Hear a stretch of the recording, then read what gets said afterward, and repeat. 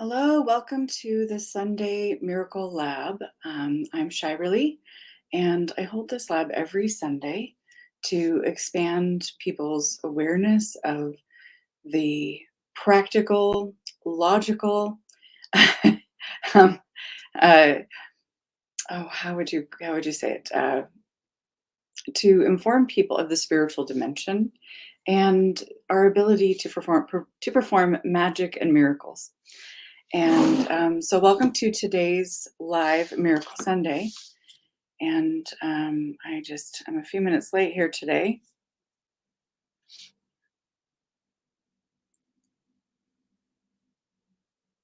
Okay, so it looks like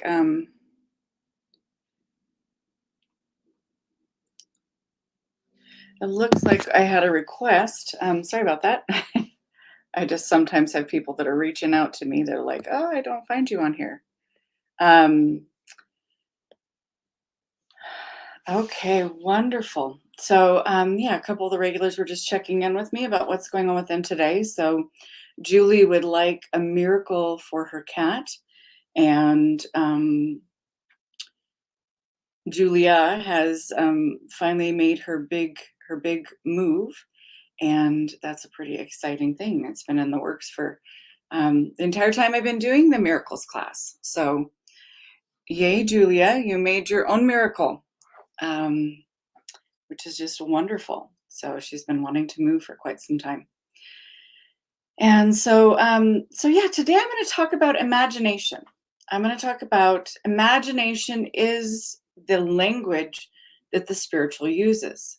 Um, if we look at the language of the physical, it might be pleasure, food, sex, all of the joyous things of being human, right?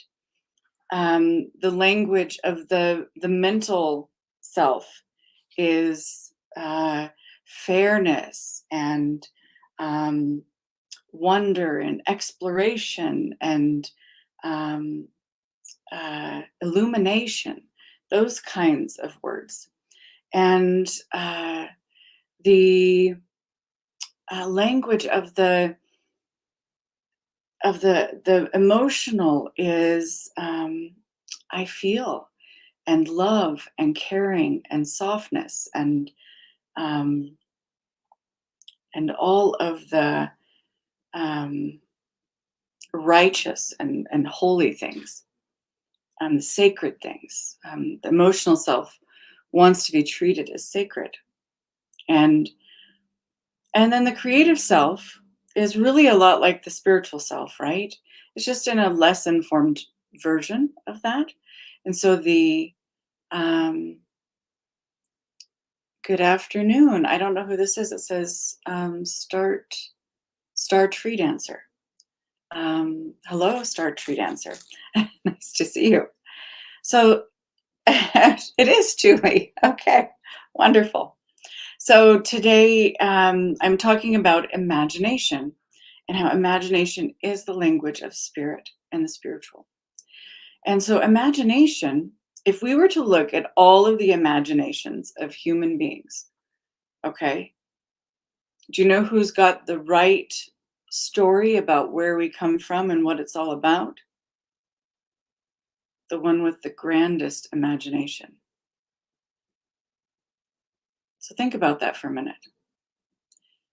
The love that we come from is so much greater than our most highest and beautiful imagination. And if we were to hold a contest today and say, write an essay of 500 words to describe how loving the love is. And if we were to judge all of those people that thought that they had the answer of that, the greatest imagination on that would pale in comparison to the truth of what we come from. And if we were to look at, I was really surprised because I was really raised to really respect a lot of our ancient belief systems, and I'm very thirsty today.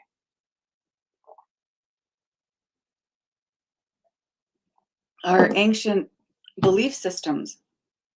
But I was really surprised. I did a radio show not too long ago called Soluscious, and exploring the deep and delicious dichotomies of the soul and the beauty of the soul. And I went in to study, the major religions of the world, and I was really surprised at the imagination. In other words, if that was a contest, okay, we die, we leave our bodies, and what happens next, right?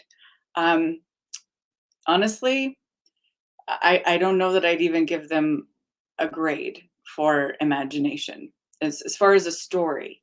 Now we are beings of story, so like, I don't even know if I would, like in Christianity, like there's this idea that we die, and Jesus is waiting for us, and he takes us to a nursing home in the sky where we hang out with lions and lambs and just kind of hang out for eternity together, right?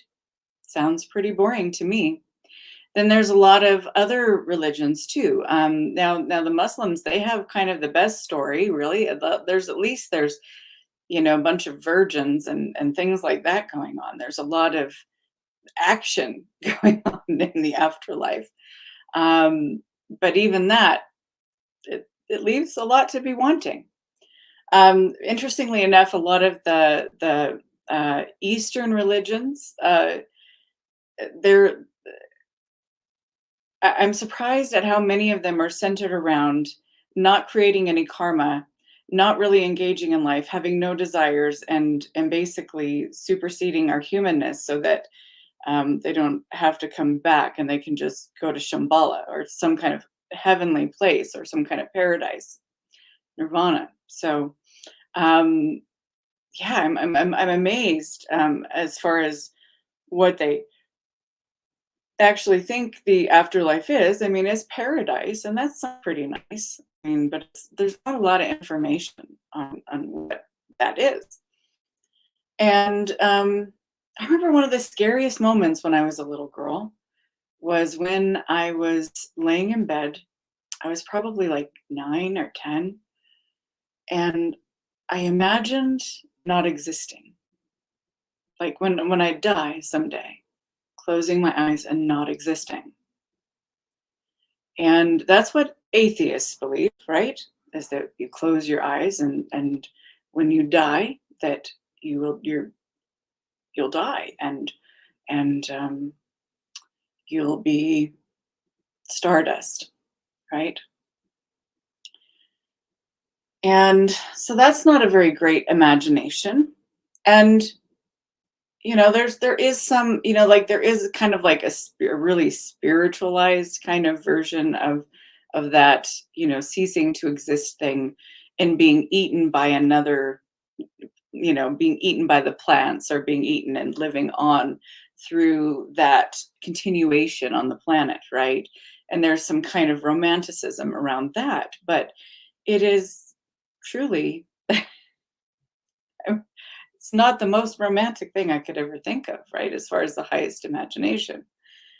So I'm amazed that the three major religions of the world kind of all came out of the one underbelly, right?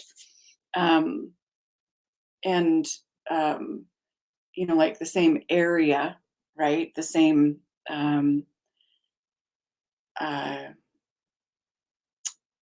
kind of like opposing, but yet very similar in many ways. The same kind of like God of wrath is prevalent in all of them, and and it's amazing because like if we were to say what is our imagination about what happens to us when we die, it's kind of like there's a lot of kindergartners that I know that could do way way way better than any of our evolutionary religions, and they're really outdated in the way that they're a kind of they're not only outdated in their imagination, but in, if we were to look at like a God that puts on his children his responsibilities, or offloads, or um, there's just a lot of things. There's a lot of, like in our religions, dehumanization. Like it's like, I'm God's favorite child and you're not God's favorite child, so therefore I can kill you and feel good about it. And I can, like so much of the Old Testament is like, wearing a ring of foreskins. Do you know what I mean? Just like it's like barbaric, crazy, crazy stuff. And it's like it's a dehumanizing stuff, right? And Christ came along, and the ideas that a lot of the ideas that are in Christianity are very highly evolved. However, the people that follow them usually are not, right? In other words, like if you read it as a person that has uh, any inner awareness, any relationship with the divine, there is a place where you see that it's a path and not an eye of a needle that all things go through, right? There is this very childish energy in Christianity that is like, it is dehumanizing as well. Like, I said magic words, you didn't say magic words. I mean, I was raised a Christian, and I used to just be horrified that all of these people were going to go to hell if I didn't save them, if I didn't rescue them from their ignorance, right? If I only could show them and get them to believe, well, then they could be saved and not have to go into hell, which is like a torment for eternity. Now, these ideas are childish. They're childish. And they're not made from a complete God, right? A whole God, a intact God, a fully resourced God, a now I went in my early life through some very interesting changes. Um, I was really part of a church and a church group for many, many years from the time I was a little kid, right? We got our first church when I was 4, and with the group that I was with, and we went with our pots and our pans, and we were banging and celebrating and having so much fun. And these people were my life. They were the people that I loved. They were my family. And unfortunately, my father was always a not stable person, and he was very physically abusive, and it would go through cycles. And when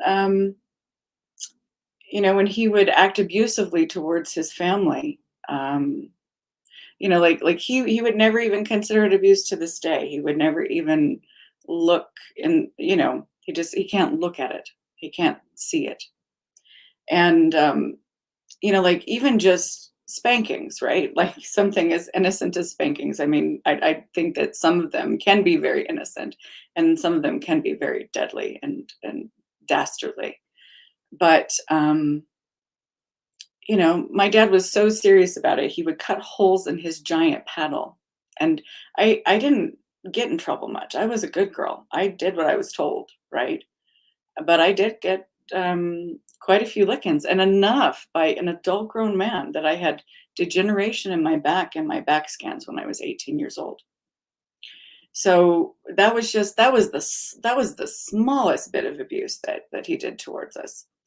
And the church sided with him, and they kicked my mom and 6 kids to the curb with no money and no resources and no anything. And most of our family did too, because they also went to the church. So, yeah, so I know what being in the deepest belly of hypocrisy in religiosity and the evolutionary religions, I know what that is like. And there's some really beautiful things in talking to oversouls that they have brought to me about that. Like that is where I was meant to be. I was meant to see that hypocrisy. I was meant to see all that happened there. And it was kind of a wild ride, because I began to expand. And I began to expand in my love and in my understanding. And it was in my own inner spaces with the source of all things, right? Crying out to the source of all things through all of my difficulties, all of my fears, having faith for different things to bring them forward, that I came into a place of expanding, right? And one of the most amazing things that ever popped off the shelf for me, I was actually, well, there was a lot that was going on at that time. But I was walking through a store and a book literally like just jumped off the table. It was on a clearance table and it just like jumped off. I bought it and it was the second book. I didn't know it was the second book. I just picked up a book and bought it. But Destiny of Souls and Journey of Souls. And this is a very interesting book because it's a story of the collective, it's a collective uh, uh, information about where we come from, and it actually is pretty reliable, right? In other words, we can take anybody from any race, any belief system. Now, one of the things that's interesting is near death experiences are not as reliable because we still have our ego intact and we still have all of our life experience and our conditioning and our, like the cloud that sits around our heads, right? Intact. Most of the time we can be, but it is a place where we can be expanded. So if you sit and watch the stories about life in between life or near death experiences like I do, you'll find that oh, there's so many beautiful things to learn in there, that they're lessons that they're taught, that the ones that show up and teach them this are, they're so beautiful, so expanding, so lovely. It's amazing how many are atheists and are expanded out of that through that. But a near-death experience is an intervention by the soul. A divorce is an intervention by the soul. Death of a child is an intervention by the soul. These are deep initiations into, like, the soul is trying to get real with you and it's taking away the comfort. It's taking away the things that are familiar. And if you notice through life, we can go and we can close ourselves in, right? Like, I am so amazed at how delusional most people are. Like, I have people that I come into contact with that are in, like, say their 60s and they're overweight and they eat at Wendy's every day. And they're totally don't understand that they're like 5 minutes away from a very severe correction in their life, right? Because of a distortion with food, right? And then there are many people that, like, they don't realize that, where they are and how close they are. Because the thing that's really amazing about the human mind is we can still live like an 18-year-old in our mind eternally. We can live like a 3-year-old in our mind eternally. We without any real adult faculties in place, right? And we can go through life this entire way, and those, we have different parts that come forward at different times. It is a community that lives inside of us, and the goal is to bring that community into singularity, to bring it into service of the God spark, which is the child, all in service of the child. So the child within sits on the council within your inner, or it's meant to, in your inner in your inner dimensions. And so, but a lot of people haven't explored their inner dimensions. A lot of people have never gone through their interdimensional portal and had an experience with their soul. But the thing that's amazing about, I was talking about Michael Newton's books, Destiny of Souls and Journey of Souls, is that all of these people, he took them to, basically to a past life and then forward, because the door is closed from in utero backwards, because we've done a lot of in utero regression. There's a little bit of an opening that you can gain there because there's still more open than usual, right? Like, in other words, the soul has a really clear when you one of the benefits of doing an in utero regression is that if you can get the person's psyche to cooperate with it, which when you're doing hypnosis, you're in absolute control, like the hypnotist is suggesting things and bringing them forward, kind of leading a little bit, like a carrot and a rabbit, but the rabbit still decides what the rabbit's going to do, right? So what ended up happening though is that there was a back door, and Michael Newton found this by accident. He was actually just help. He was a behavioral therapist, and he helped people. Like because he knew that if there was a strange behavior or a phobia or a fear or some major thing, then what would happen is that there would be a um, a break is somewhere in the timeline, right? So if you could go back in the person's, if you got them to relax and you got them to go and trust you to go to the different places in their consciousness, that you could find the rift and you could heal it um, and then open that area to where they're not afraid anymore. So you can use that to do all kinds of behavior modifications if you're doing things that you don't like that you're doing, right? So this is the kind of therapist. He was actually like I think a psychotherapist. And anyways, he would say people go to the source. And this is really amazing because when you're doing hypnosis and you say go to the source of this, people will go all kinds of different places, right? Sometimes they'll go to the childhood, sometimes they'll go when they're teens, sometimes they'll go to in utero, sometimes they'll go to another lifetime. Sometimes they will go to the spirit world. So he just happened to this spirit world place. So then he started, he found that the door, you could take people to a past life and then just follow them forward. And you could take people from any religion. And when they get there, I mean, some of the stories are hilarious. One of them was like a preacher who like was on a soapbox. So all of his soulmates, when he got back to the spirit world, they were all wearing these like little Satan masks, right? Because they were screwing with him. And he was like, "Oh no, I've gone to hell." And he's like, and they basically just gave him a little piece of his own medicine as he was coming in. And then they're all laughing and hugging each other, right? So happy to be together again. But because it's like we go into the play, we play the part, and then we come back and we learn so much, right? This is what this planet is for. It's a place for God's loved ones to learn their life lessons and to learn about things, to explore being limited, to explore being um, divided, because we don't experience these things regularly as souls.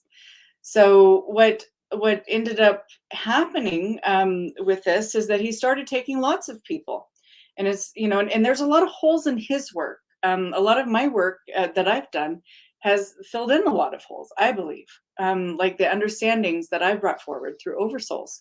And as far as I know, I'm the only person that is taking people.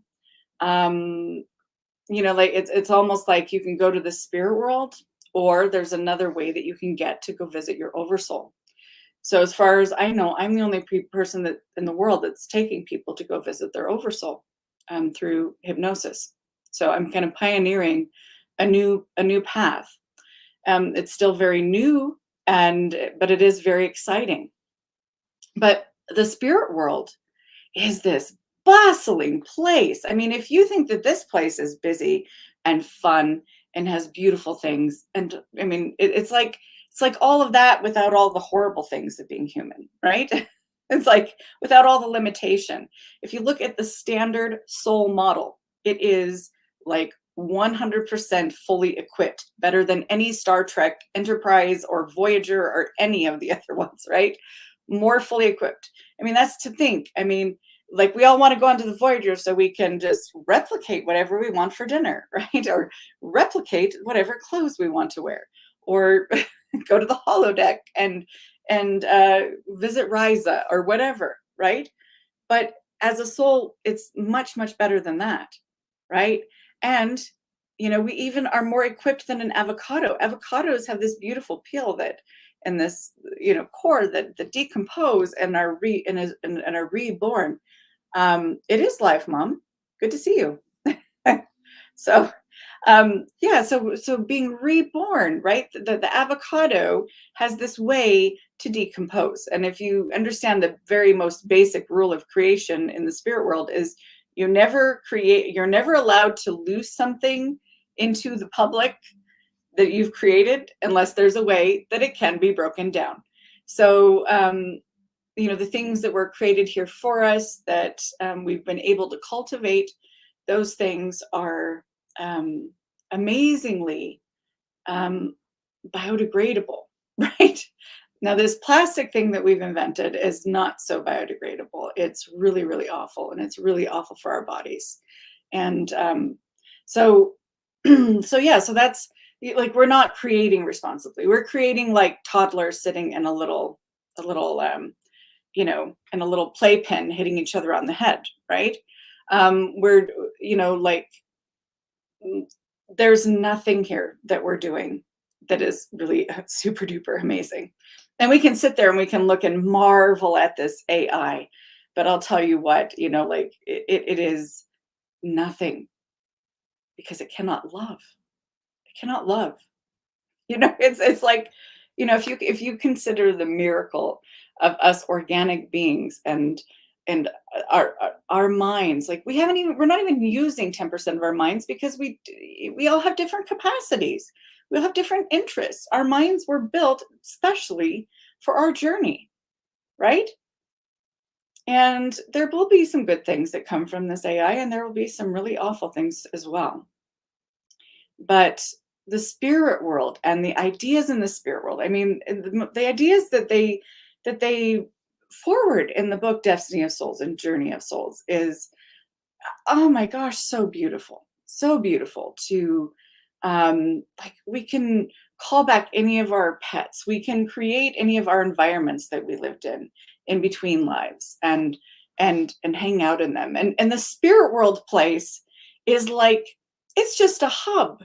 It's just a hub. It's like the space station outside Bajor, Deep Space Nine, like it is like there's a whole other dimension that has trillions of worlds in it, and we're just kind of isolated here on purpose for a reason. But I was expanded, and I can never go inside that box again. I was expanded by oversouls coming into my experience. I started taking people to the spirit world to essentially, like, people need to remember, like when they remember why they're here, what they're about, all those different things, then things just kind of get in line for them. And especially people that are suicidal, um, it is like, like I was working with one woman who was she had just gotten off of meth and she was trying to find meaning in her life. And we did some journeys to the spirit world, and it helped her immensely. She got her core back that she was wanting, her core desire to live back. And like what I find with people is that we're not trying to get anyone to elevate us or to be dependent on us or anything like that. We are trying to help people get to a place where they've found themselves, the bigger part that can guide them, and then they're okay. And that is one of the other big problems with evolutionary religions, is that it's always outsourcing the power. It's always outsourcing the way, right? Like the way is always back through our own core, back to our own source. And if you were to understand that in my like I was doing these spirit world, taking people to the spirit world regressions, and I had a very close person in my life who is also a fellow adventurer, not a client. And we were doing some life in between life regression. And actually, I didn't do a damn thing. These oversouls came, picked her up, and they took her to the spirit world. And they did so many, many times after that. And they brought beings from all over the place to speak to us about beautiful, beautiful things. And and that expanded me. I cannot be who I was before I came into this experience. And so, but what they have taught me about the it's like the difference between the experience of God existing in some dungeony basement or existing on, an intergalactic federation, right? That doesn't even compare. The evolutionary religions, they're beautiful. They've taught us so much. There's so much wherever there's love in them, we want to absolutely keep all parts of that and hold them sacred. We want to keep our communities. We want to keep our undernet, which is that beautiful family connection. We want to honor our ancestors and our elders and things like that. But we also want to expand. At least some of us need to expand into a greater imagination. And right now, if we were to take all of the imaginations on the entire planet and have a contest, okay, I don't know. I think that the stories with the oversouls would definitely win. It's just way, way more beautiful than anything that I would have seen out there. And I'm so lucky to have been a person that has got to experience having intimate conversations with oversouls. So, so imagination. So, what can you imagine your life to be? The greatest life. We're not talking about something that's done out of envy or jealousy, but even that can be something that reminds you of something that's important to you. Not something that society has overlaid, right? We're not if we're really being honest, not everybody really prefers to live in a McMansion with a pool that's full of chlorine. Not everybody wants that life. Everybody's dream life looks like something different, right? And so I would encourage you to miracle your way through, keep imagining your best life, keep going for that, keep moving towards that. Use all of your faculties. I talk about this all the time in here that we have these different ways of doing things as humans. We can use our willpower, we can use our action leadership, internal leadership. We can use our organization. We can use our charm. We can use our clever intellect, right? We can use our allure. We can use our bravery, or we can work a miracle. We have all of these available to us as human beings. We can switch back and forth and use a different tool for a different time instead of just being a one tool dummy, right? Not that that really is a dummy. That was kind of mean. But what we're talking about, it's like showing up for uh to cut a watermelon with a hoe, right? Like, because they all work in different situations, but they're not all right for every situation, right? And then you study the personalities of human beings, and there's different things that get out of whack, right? Efficiency, one of them, fantastic for creating a system or a program to get something done, but not so great for um, you know intimate conversations and things like that. If you're just getting things done in an intimate conversation, you're not really connecting. You're not really letting your heart be there. So today we're going to work a miracle really quick. We have one miracle request, and I guess whoever else is here, we can take more miracle requests again. So a lot of people might think it's really silly that I go into an imaginative state, imagination again, because that is the language that miracles and spirituality speaks. That's how it communicates. And that's how it's going to show up to you. You're going to always think that you're imagining it. imagining it. You're making it up. Do you know how many people come out of a past life regression and like, oh my God, I felt like I just made that up. Every person thinks that they did because they're riding the imagination. Because a lot of times when we see a past life, we're catching pieces because things are kind of closed off for a reason. It's like there's a roadblock there, right? Other people can remember them very vividly, very, very vividly. So when working a miracle, I go into an imaginative state, and that like a lot of people say, "Oh, ta-da!" I went into my imagination. I ate a Twinkie, and la, I ate a Twinkie. It's real. I'm manifesting it, right? Um, However, it is kind of silly, but it works. So when we go into the imagination, what you're always looking for is the force that is answering back.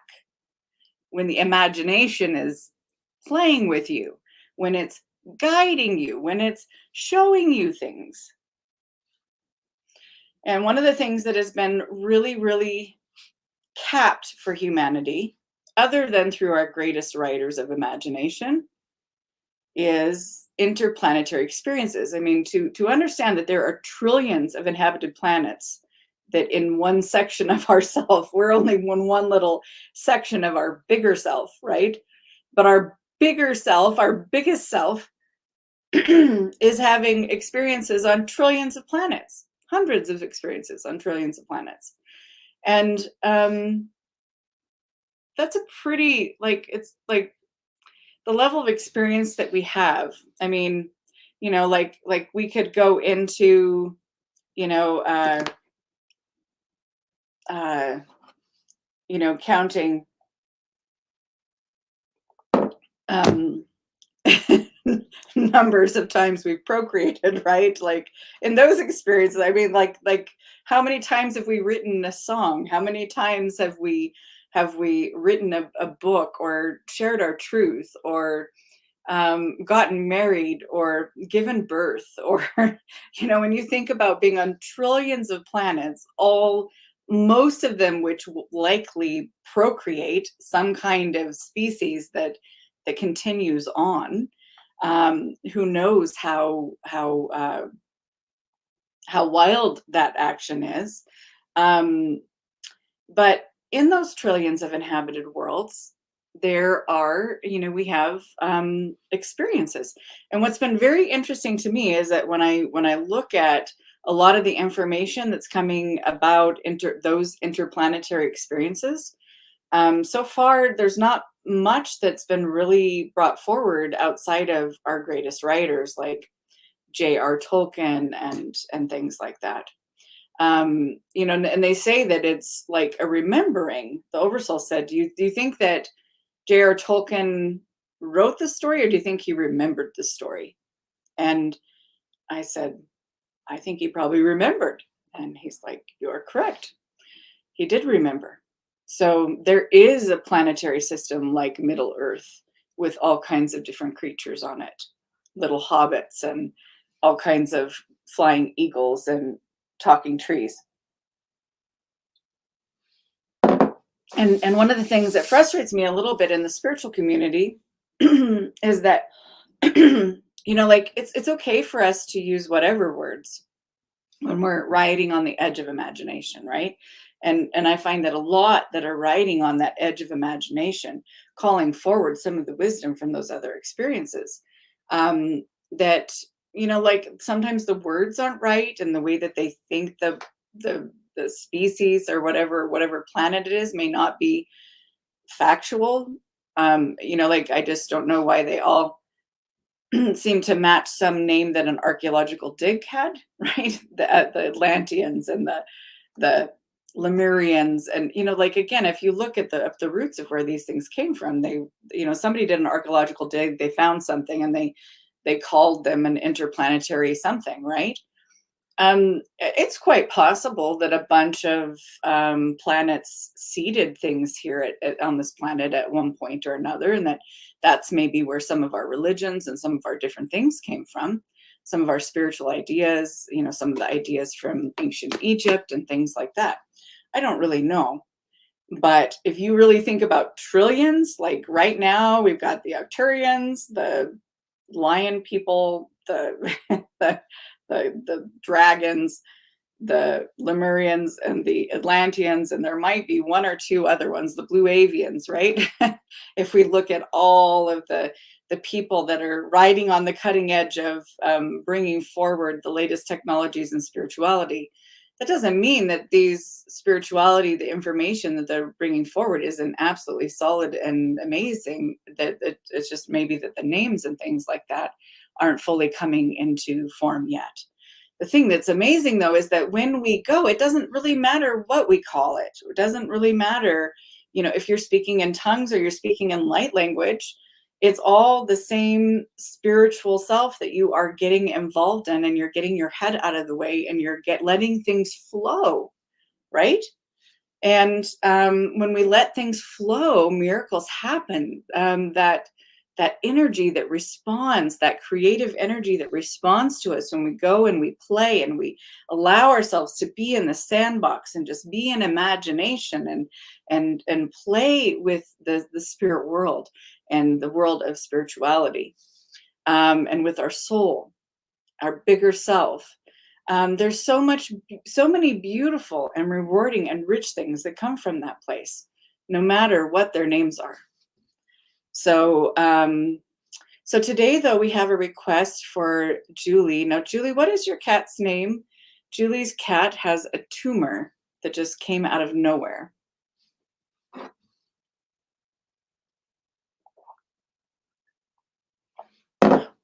And Julie, what is your cat's name? If you're still on. If not, that's fine. Chubbles. Okay. And what kind of a cat is Chubbles? What does she look like? Just so I can kind of get a feel for her.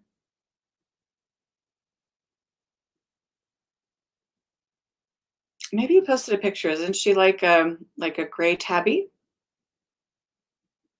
So she just had a tumor that showed up. She's a pixie bob, smaller breed. Oh, so she's got a bob tail and gray tabby.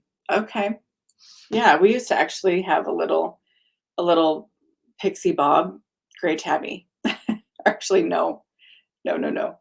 Our pixie bobs, well, we had these little ones that had no tails, that were really, they were like kind of I don't know, they had really long back legs, these cats, and no tails. One of them had a little tiny bit of tail. But I also had a gray tabby when I was a teenager. So my cat was a gray tabby, and my sisters were the two Manx cats, with the pixie bob. So I was mixing it up there in my mind.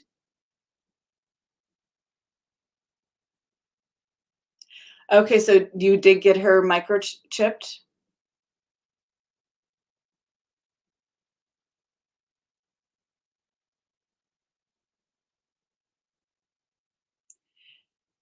10 years ago, yeah. So that's probably where it's coming from, either that or a vaccine, most likely. Um, those are it's kind of interesting because, like, there's, like the microchipping and the different things like that, it kind of gives them a place to point. Now, I can go on and on. I'm really open to the things of the light. Yeah, good. Good. That's great that you haven't. Thank God the world's starting to see through those things. We actually have 5 states that have filed suit against the government, or against the vaccine manufacturers. I think finally, it's not getting that much press time for sure, but yeah. So one of the things that we can do, like things that I've used before, is time travel. One of the things that we can do is just simply removing it. So let's just show up with the imagination and be present with it and see what will come of that, right? So let's start. So you have faith. You came today with faith that we could work a miracle for your cat. So let's do that. because that's what we need to ride. That's the magic carpet that we ride on to do a miracle is faith that it's even possible, right? Okay. Now, I've done so many healings on my cats. It's been amazing and wonderful.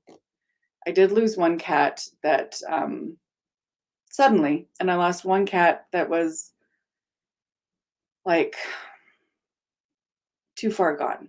Like there's a place where you can go to intercede when their life force is leaving, and it's like too late. It's difficult to bring it back from that place when things have started to let go. All the organs are shutting down and things. So her life force is low. Okay. Well, with my kids, what ended up happening is we had gotten this little kitty from they wanted a kitten, so we went to the Humane Society and we got a kitten.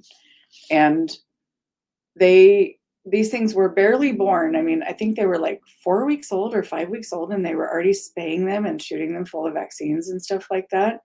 And this cat was always weak. They just kept moving up, because they know that when people take the cat, they can't care for them for very long. So, but if you take the cat, the chances of them bringing it back and getting it spayed is less likely because it's a chore, right? Something to do. So they require that they stay until they're spayed or snipped or whatever it is they do. She was outside and didn't eat for a week, came back skinny.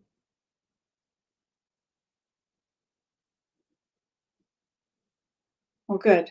Well, there's a chance, maybe she went out for a week. I mean, you never know with animals. They'll sometimes go lay somewhere really quiet and just go into a healing mode. Maybe sometimes a pet might be motivated to look outside for some kind of answer to what's going on.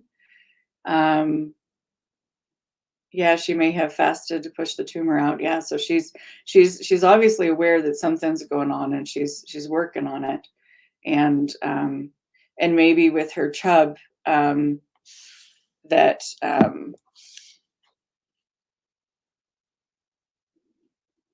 oh, sorry guys, I'm trying to find a home for an organ that is in my house. I'm turning the house over to the owners in a couple days, and I've got this organ that my son brought home, and it's so lovely, but we just don't have anywhere for it. So we're ending up finding someone.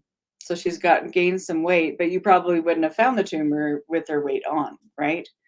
So again, like most of our pets follow us from lifetime to lifetime. You obviously have a really strong connection with this, with Chubbles, and you guys have a lot of soul experience together. And it's hard and it feels different than the skin, and I would have found it. Okay. Yeah, well, it's interesting that it's revealed itself all of a sudden and that you didn't know about it before. My kid's calling and he never calls me, so he's my one that isn't around much anymore. So I'll have to call him back here in a second. But yeah, so let's go into the imagination. So to start with the miracle, we're going to just relax. Take some deep, relaxing breaths.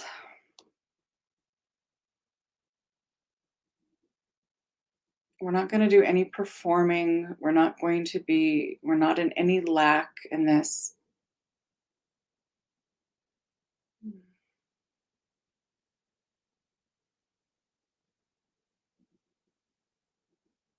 Just relaxed, opening, allowing.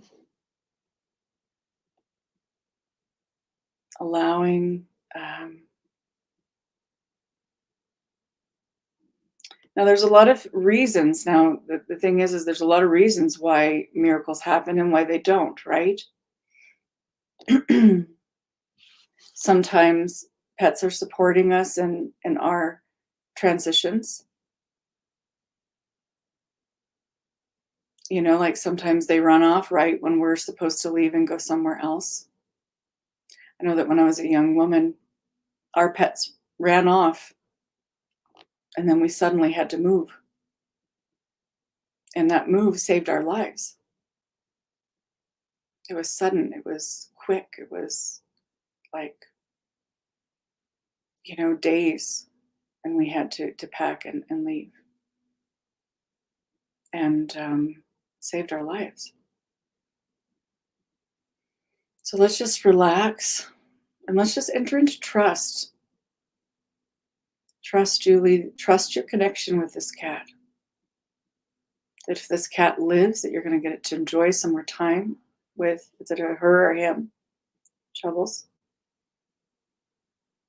And if this cat moves on to run with the other big cats, man, they return into this big cat energy that is just so wonderful. Like when I go and sense it, they're just so, it's like they're running across the multiverses and just up to so much.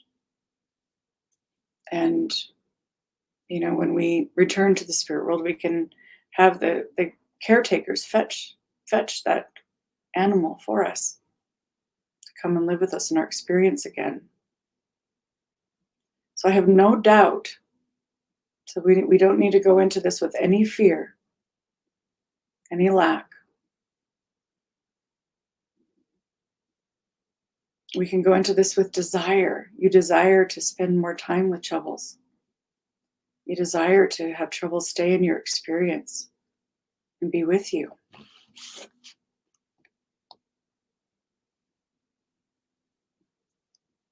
And if a pet does leave, it can be because another pet is trying to come in. Another pet wants a turn with you in life. Sometimes even our favorite pets, sometimes our soul companions imbue some of their energy into the pet as well. There's a part of the pet that is malleable in personality. And so part of the energy can be lent to come in. So let's just relax and open.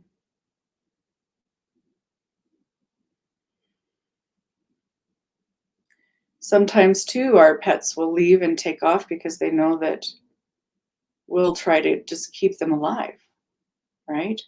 I mean, it's even our loved ones, they usually they take off when we leave the room, as long as that we're there holding on to them, grasping, they stay.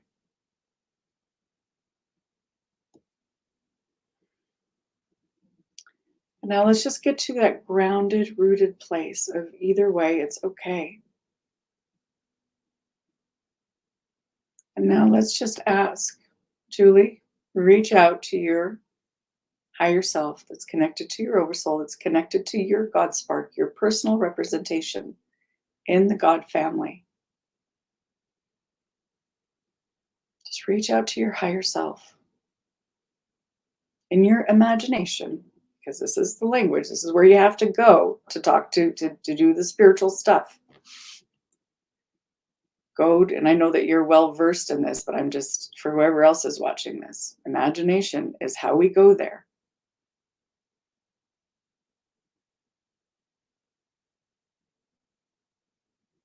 So, and you can just talk directly to your God spark if you want to. You can show up with a little girl with pigtails and say, "Daddy, mommy, please, can I keep my kitty?"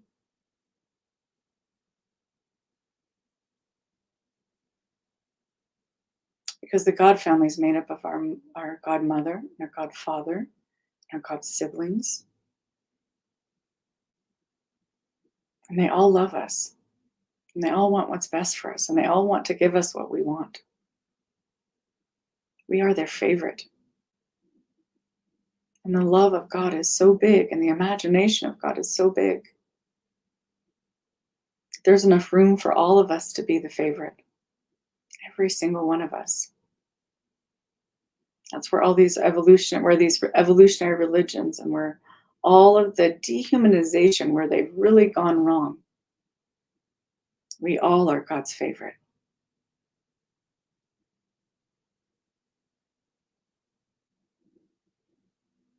So now just opening to that miracle. So what do you feel like you're getting? Do you feel, as a she, do you feel like you're getting a yes when you ask your godparent, your godmother, your godfather, god siblings?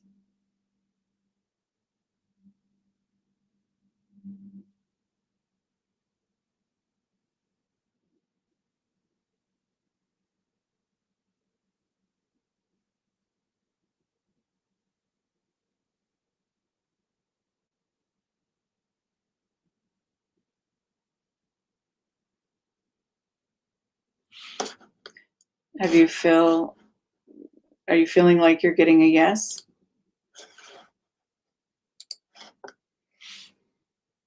Mm.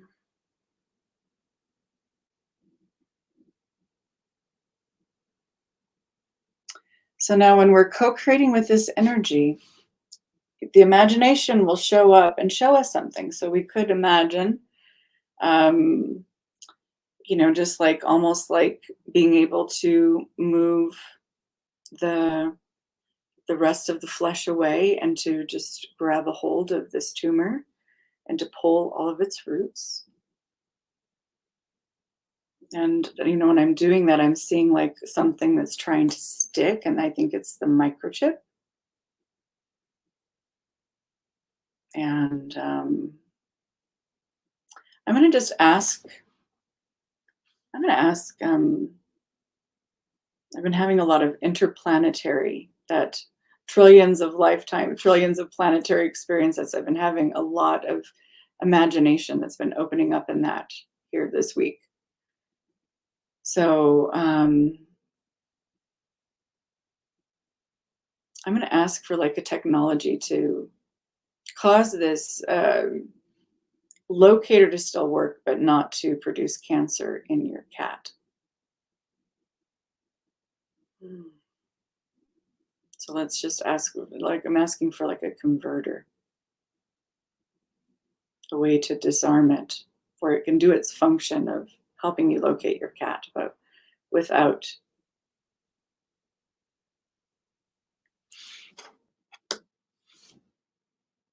She'll stay for a while. Okay, so put that in your cap. Like, have, like, when you receive a direct answer for like that, that is that's a yes. That's a yes, and you can trust that. You know that you can trust that.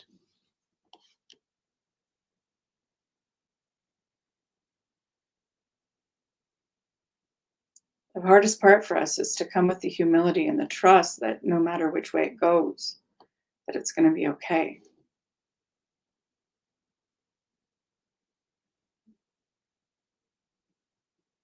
It's not life or death until it is, and then at that point there is provision for that reality. There is grace that is built into that. Okay, so I am like kind of untethering. I almost see that I've got like a little stitching thing where I'm ripping out the stitches of this tentacles of this cancer to get it out of the cat. I'm using some tweezers and I'm pulling the little pieces. We've got the main tumor out. And I'm seeing like a healing gel.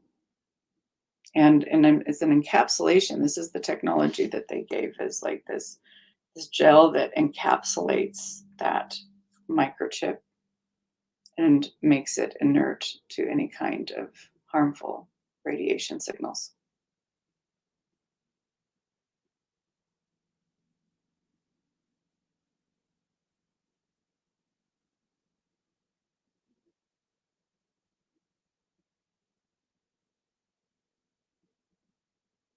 And if you wanted to, we could even just take the microchip out. But if you still want to be able to locate your cat, however, you do have your soul technologies and you can locate your cat with your inside of yourself anytime you want to. You can speak to your cat.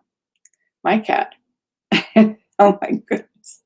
He's like, the greatest lover of all time, Link. He was like Casanova in a past life or something, that cat. He just he makes every single person in our family feel like he's their special intimate one, and we're just like putty to him. Anyways, he's just such a big energy, chubby, yellow tabby cat that just is he's kind of got a little bit of sophistication as well. He's really quite the little creature. He's been so his muchness is so much. And his communication to me is like so he just felt movement within. That's wonderful. Mm.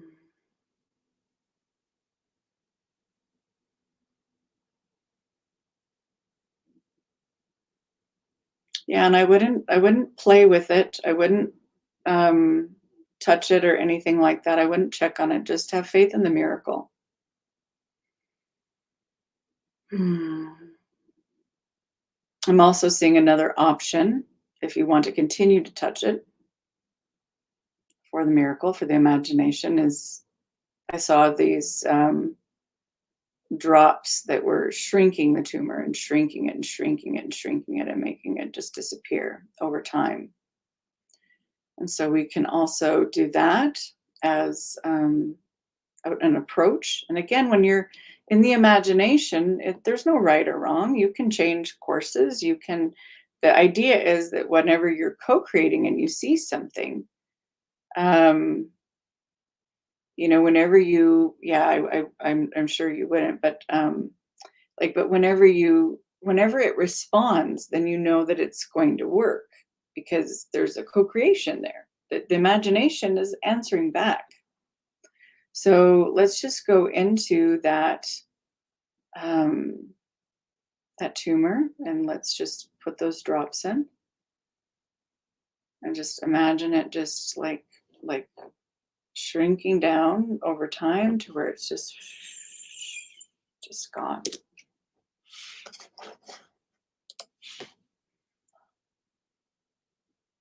And now let's ground in the miracle. Okay, so this is with our heart technologies. Hmm. Let's ground into Julie's worthiness to receive a miracle. She's oh so worthy. We thank you so much for Julie. Thank you, universe. We thank you, multiverse. We thank you for this beautiful fellow sister, God Spark sister. And we thank you for her. And we thank you for her worthiness. We're in gratitude of her. We're in gratitude of her heart. We're in gratitude of her love for her pets. We're in gratitude of the love that happens between them and the support that they offer one another, the companionship, the joy.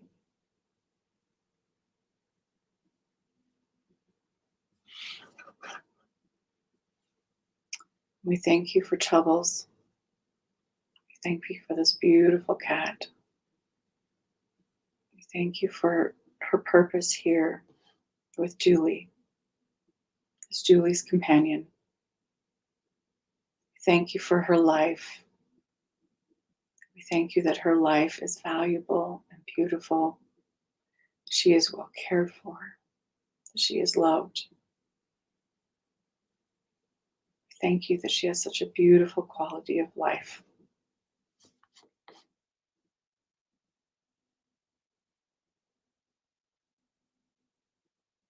And we can even go and interact with the great cat stewards.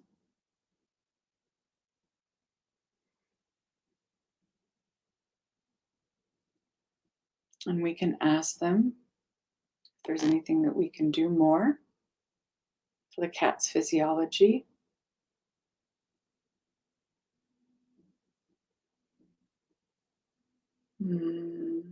And I'm seeing Something that I've used a lot before on pets is an oil called Valor, and putting it on their paws, and it's this big trees. It's just the blood of the plant. It's just so beautiful. It's got so much um, life force energy in it. So much, so strong messaging. And so we're bringing forward Valor and putting it on the cat's paws and doing an electrical alignment on the cat.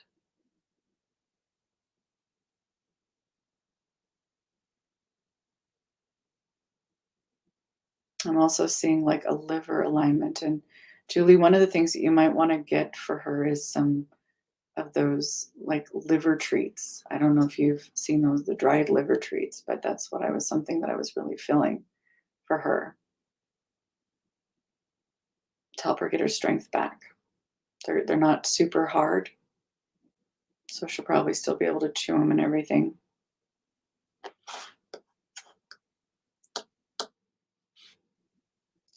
Oh, I'm sure that it's you have some Valor. Yeah, I haven't had any trouble with it. One story that I had with a cat was a cat. One of my cats got caught in a fan of a car, and it got ripped up really bad. And we took it to the vet, and the vet stitched the cat up as best it could and sent it home. Didn't know if it was going to live. It was in pretty bad shape. I came in.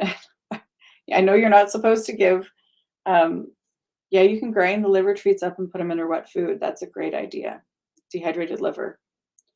Um, and I don't know if she would also eat some cod liver oil, but that would also be another thing to maybe put a little bit of that in her food. Would really help her um, recover. And anyways, my little cat was all just like bound up and it couldn't do anything. It was just in complete misery and laying there and just stitches everywhere.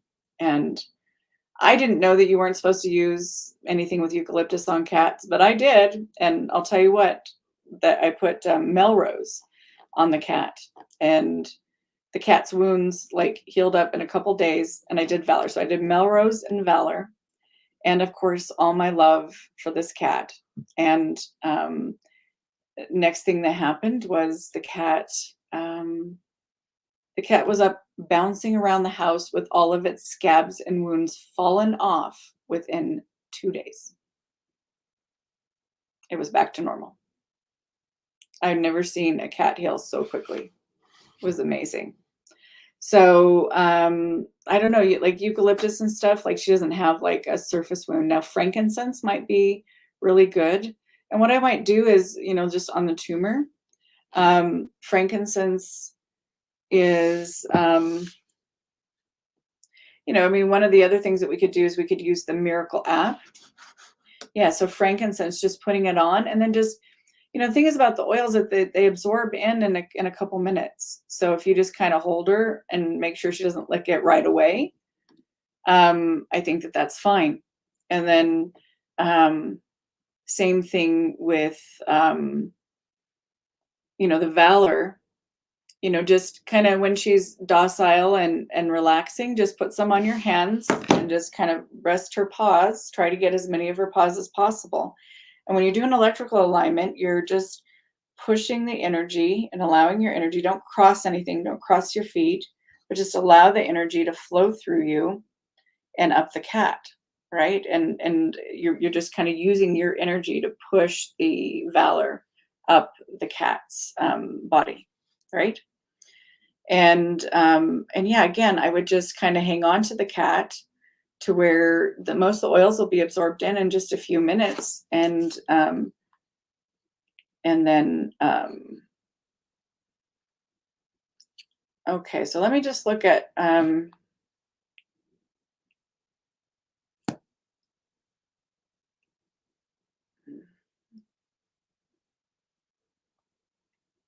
so the other thing we can do with the little magic app that Claudia made is it's called EON, Essential Oil Numbers. It's a little hard to find in the App Store, but you just got to go down quite a ways. But So we could put in Chubble's tumor. Now that's a 52-7. Now Claudia has been doing, I think there's two different systems. That there's the Chaldean and another one. I forget what the other one is called. So that's a 761. That's the same one as my name. If you put Shira Lee Joyce Mitchell, right, you get, I think 761, I think is what that is. But then the Chaldean, though, is the number that's at the top, which is a 52-7.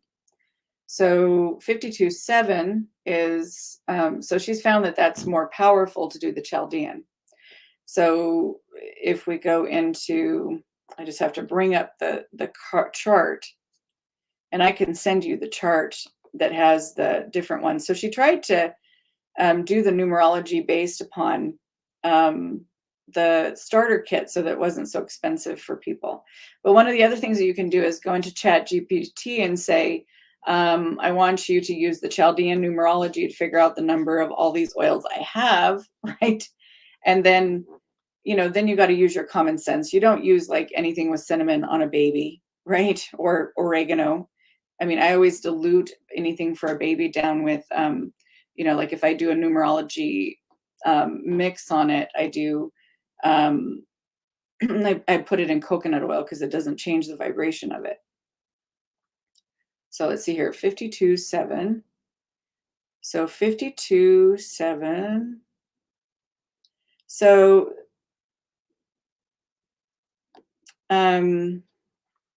this one is if so lavender and digize. Now I'd have to test this because I don't know if it's like all four of them, because there's maybe that she just put in 3 different ways to do it. But lavender and digize, or paint, it has lavender, digize, paint away, stress away, paint away, and thieves. So I don't know if you would need to combine all of them. I don't know if you have those. Yeah, I think that oregano oil diluted. You got to dilute it. Like my grandson's a redhead, so he's got really sensitive skin. So I have to be super careful about what I'm doing on him. But basically, I can just so I can tell ChatGPT, like I'll say, okay, I have Gentle Baby, Harmony, Lavender, all these gentle oils, right? And then I'll say, create me a blend that equals this number out of that in the Chaldean, right? And it'll do it. So so you could go in and just, so 52-7.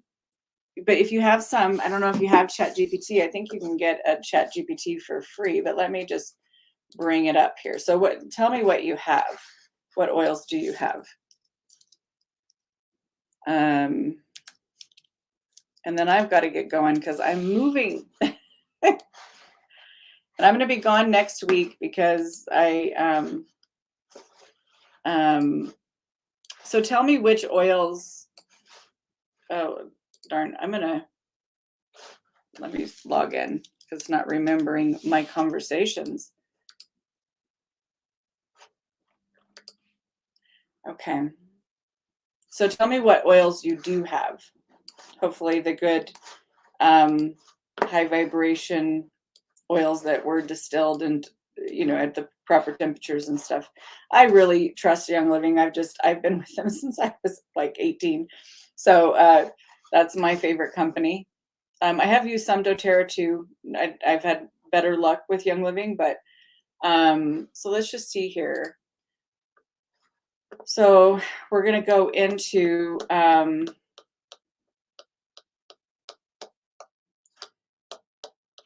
I got to go to the bottom of it, of the chat here. So I need you to blend to a 52-7 with these oils.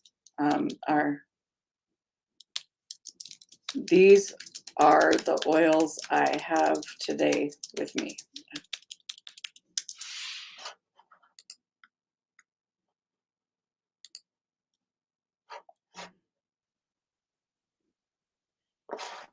Thieves, lavender, and frankincense. So we have thieves, lavender, frankincense.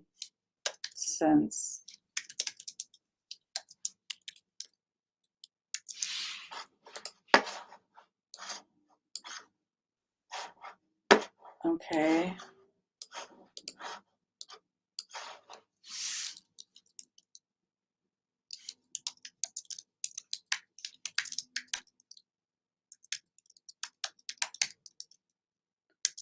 Okay. And is that it?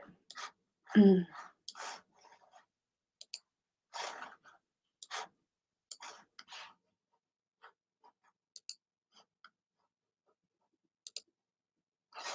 Okay, so let's put that in.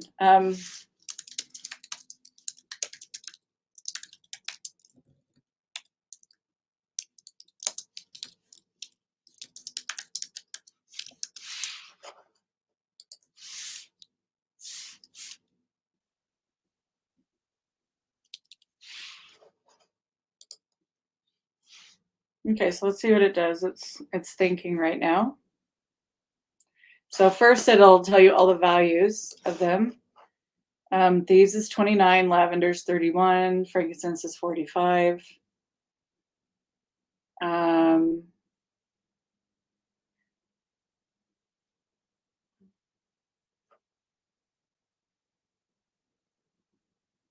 okay, so it looks like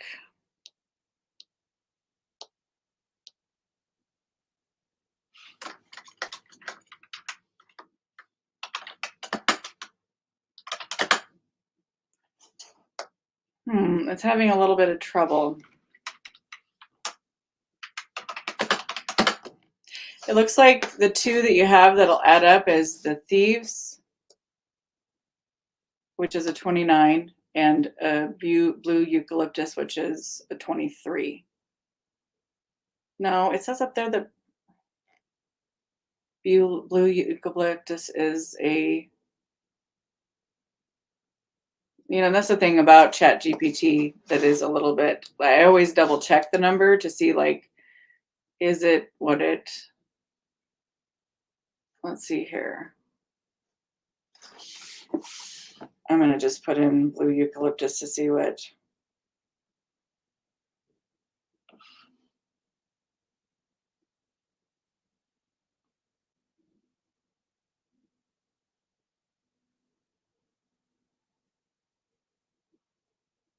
So it's a 56 by itself.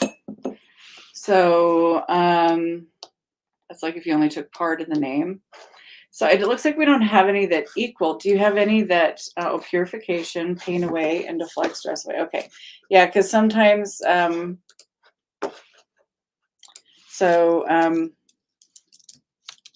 so I also have pain away,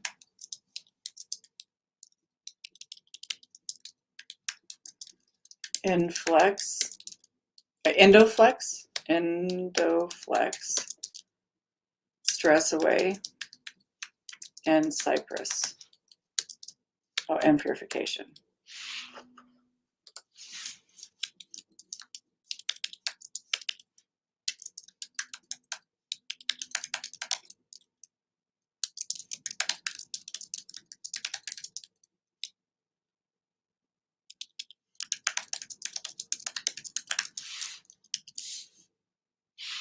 Okay.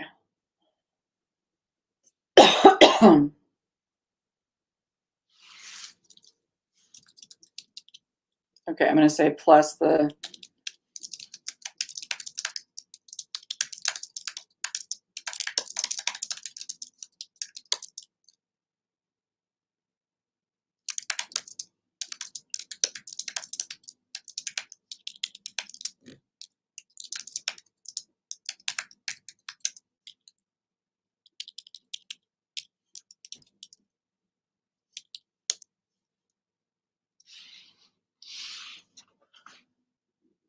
Okay, so let's just see what it's doing here.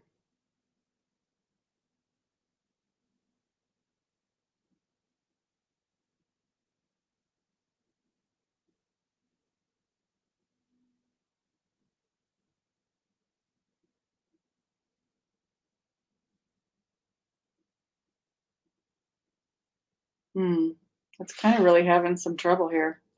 So it's saying that we have thieves, lavender, frankincense, onachia, eucalyptus, and pain away.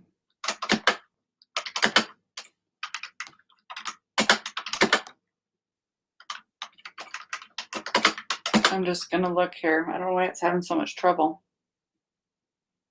Yeah, like it's easy to get to. Um, so the ones, yeah, that Claudia had.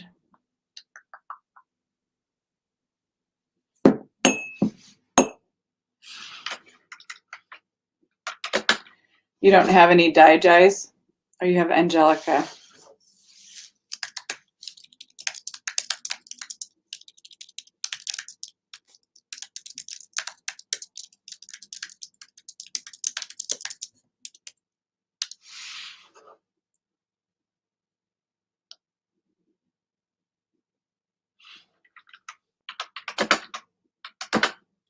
Well, it's saying that thieves and blue eucalyptus, but the thing I don't understand though is that the blue eucalyptus is like 25. That's saying 54 and 29. That just the thieves and it does that's lying to me. Digis. Okay, yeah, that's one of the ones that comes in the. It's a very inexpensive oil. I could send you one, but um,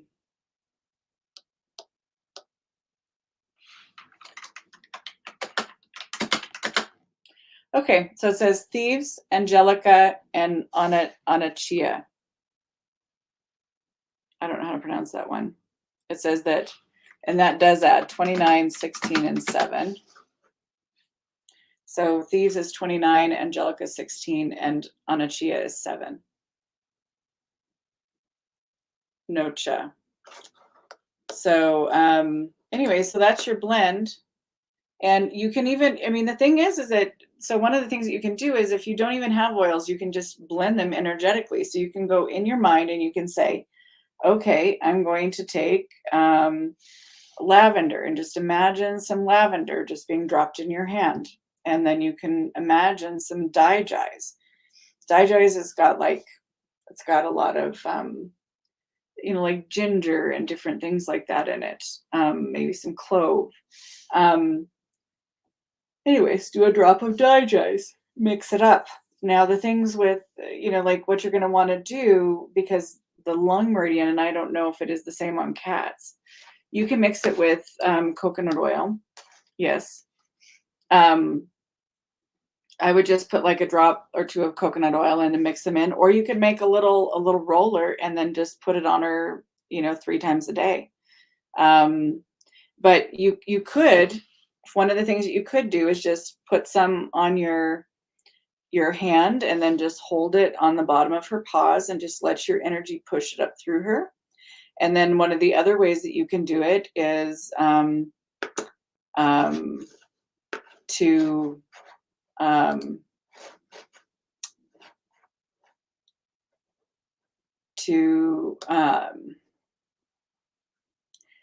just do it energetically, right? If you're worried about an oil with a cat, you can just do it energetically.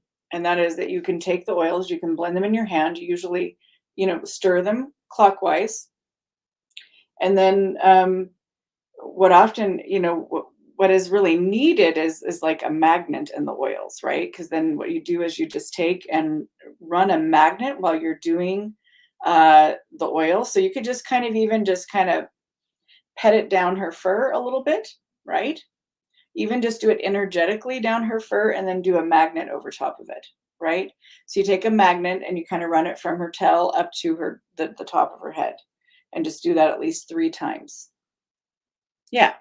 So it's super amazing, like to use that app and like clearing past life junk and all kinds of stuff. Like I've had so many miraculous things that like I can't even tell you how many of my family members have been mid vomit, when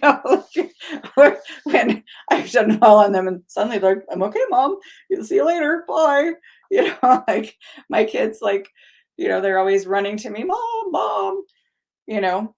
except for the ones that have snake oil fears, right? Snake oil fears is a real thing for some people, um, where they just don't trust anything.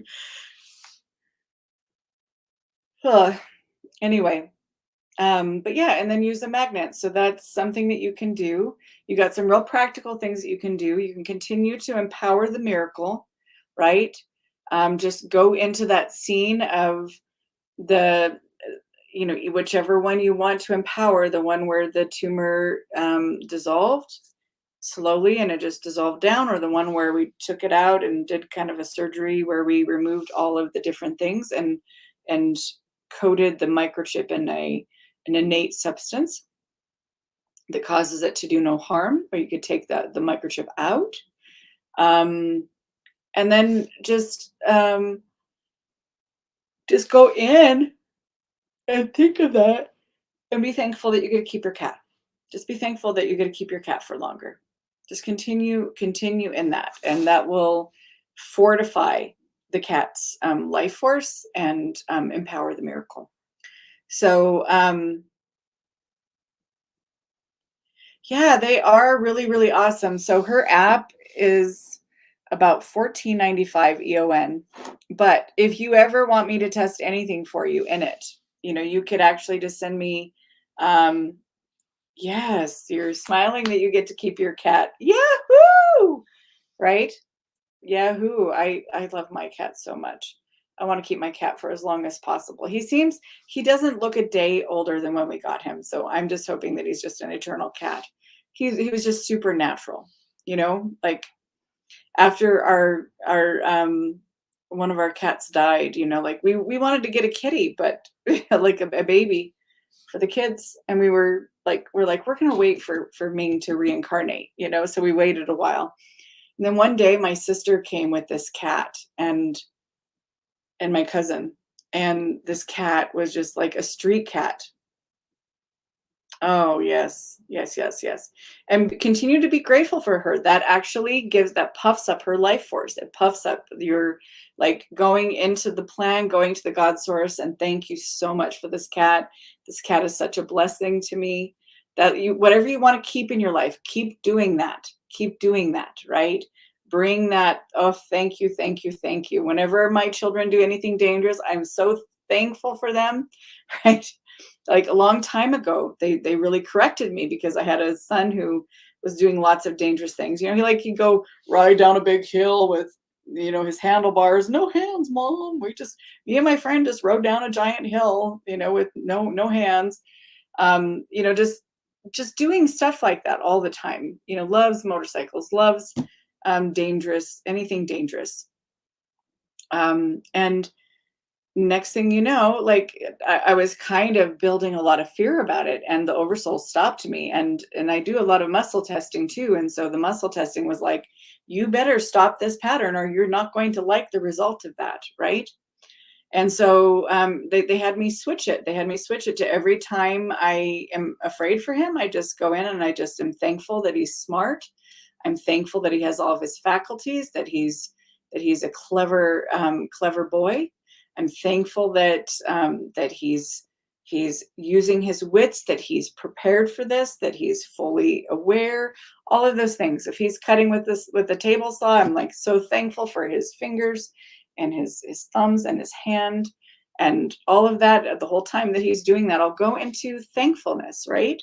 And that's really counteracted because that other stuff is like a negative kind of planning too, right? A negative miracle. Because we're using our soul technologies all the time, whether we like to admit it or not. Um, and sometimes in not very good ways, right? So worrying about my son and biting my fingernails. Instead, I just think about how precious he is to me, and how thankful I am for him. And I'm thankful for what he's here to do in his life and his purpose for being here. And I release it at that. And that's really helped me let go. Yeah, well, that's wonderful, Julie. I am so happy that she is doing better. And hugs to you as you go through this trial. This is a place for you to increase your faith ever more daily. Life is such a miracle, and it's calling us to get involved with more miracles because uh, it's requiring us to rise, or it's going to deepen us through a negative way. So so here's to you, rising sister, and I appreciate you so much too. And you have an absolutely wonderful rest of your Sunday. I'm going to go finish cleaning my house down there, and clean in shampoo and carpets today. And anyways, you take care. And I'm not going to be here next Sunday because we have a big birthday in our family, and I'm going to be making preparations and cakes and stuff. So I'm sure my brain's going to switch into family mode, and I'll completely forget about the Miracle Sunday, because that's what I do when holidays happen and I get focused on doing things for my kids. So wonderful. I'll see you the week after. Bye. Love to you all.